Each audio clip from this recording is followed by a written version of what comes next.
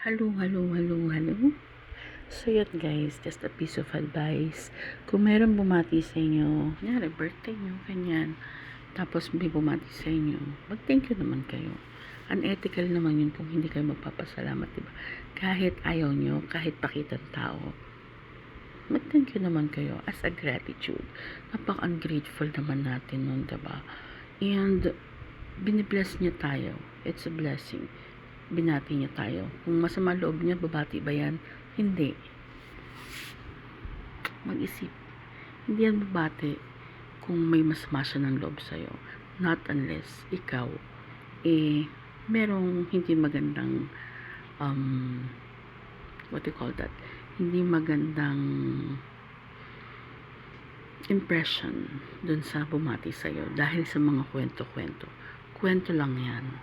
You haven't known the person. Hindi mo pa siya kilala. Kaya huwag mo munang i-judge.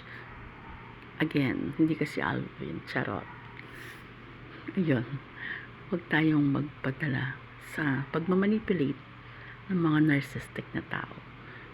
Baka madami pa tayo. Diba? So, ang dami kong sinabi. Yun lang. So, yun guys. Wala namang masama, diba? Pag may bumati sa'yo, ibig sabihin, binibless ka niya on your birthday. Kasi ako personally, hindi kita babatiin.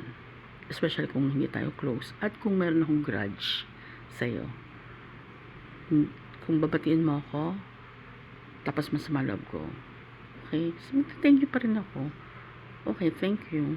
Ganon. Thanks. Kasi binati ako eh. It's a sign of gratitude. You're grateful. Kasi pinati ka pa rin, diba? Kahit pa paano. Kahit may ginawa kang mali doon sa taong yun. Pero binati ka. Pasalamat ka. Yun lang. Sa Facebook nga, kung kahit hindi natin kakilala, basta bumati sa atin eh. Thankful tayo, diba? O kaya hina-heart natin. Eh, yung buburahin mo, oh my gosh, may galit ka ba? Ganun lang, wala lang. Mema lang. Peace.